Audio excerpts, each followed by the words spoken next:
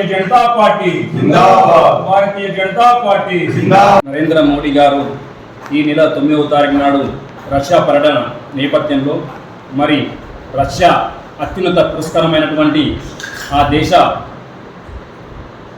ఏదైతే ఉందో order of Saint Andrew the అపోజిల్ అవార్డును భారత ప్రధానమంత్రి గారికి ప్రదానం చేయడం జరిగింది.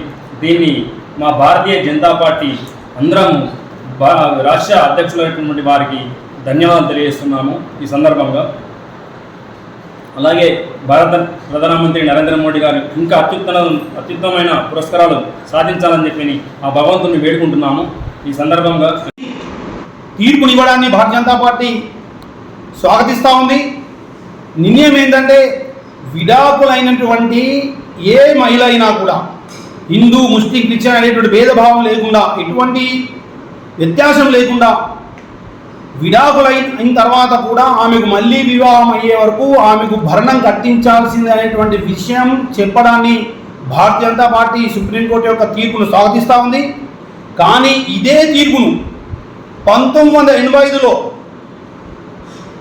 ఎప్పుడైతే మహమ్మద్ ఖాన్ వర్సెస్ షబానో బేగం, ఈ షబానో బేగం అనే ముస్లిం మహిళ తనకు భరణమీయమని చెప్పి సుప్రీంకోర్టుకు పోతే సుప్రీంకోర్టు అప్పుడు ఈ షబానో బానోకు మద్దతుగా తీర్పునిస్తే అప్పుడున్నటువంటి ముస్లిం మతోన్మాదుల యొక్క ఎవరైతే ఇస్లామిక్ చట్టాలు చేస్తారో, ఇస్లామిక్ సరిహద్ చట్టాలు చేస్తారో, వీళ్ళ యొక్క ఛాందసవాదుల యొక్క మాటలు విన్నటువంటి భయపడినటువంటి ఓటు బ్యాంకులు కలిగినటువంటి రాజీవ్ గాంధీ ఇప్పుడు ప్రధానమంత్రి పార్లమెంట్లో చట్టం చేసి వాళ్ళకు మహిళలకు వ్యతిరేకంగా ఎట్టి బస్సులో కూడా మహిళలకు ఆభరణం ఇచ్చే అవసరం లేదు, భరణం ఇచ్చే అవసరం లేదు అని చెప్పి పార్లమెంటు సాక్షిగా చట్టం చేయడం జరిగింది. మరి మీరు రాజ్యాంగాన్ని, సుప్రీంకోర్టును అవమానపరచలేదా అని చెప్పి భారతీయ జనతా పార్టీ మిమ్మల్ని ప్రశ్నిస్తూ ఉంది.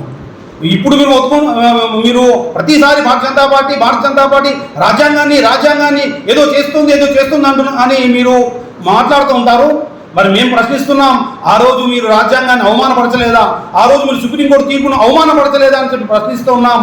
ఈనాటికైనా సుప్రీంకోర్టు ఇచ్చినటువంటి తీర్పును యథాతథంగా మీరు అమలు చేయండి. అంతేకాకుండా ఈ దేశంలో ఖచ్చితంగా కూడా సమాన న్యాయమైనటువంటిది ఉమ్మడి పౌరస్మృతి రావాల్సిన అవసరం ఉంది. దానికోసం భారతీయ జనతా పార్టీ ముందు ఉమ్మడి పౌరస్మృతిని కూడా దేశంలో తీసుకోవడానికి ప్రయత్నం చేస్తూ ఉంది.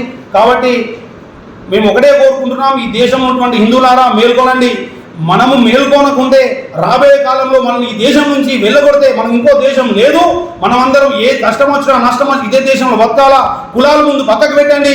నువ్వు హిందూ అంటేనే అప్పుడే పట్టుకోవడం అవుతావు.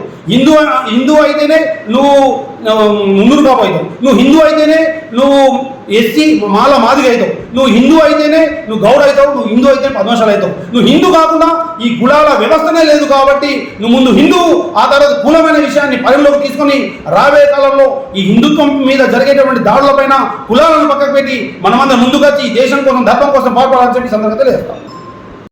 Thanks for watching. Like, share and subscribe.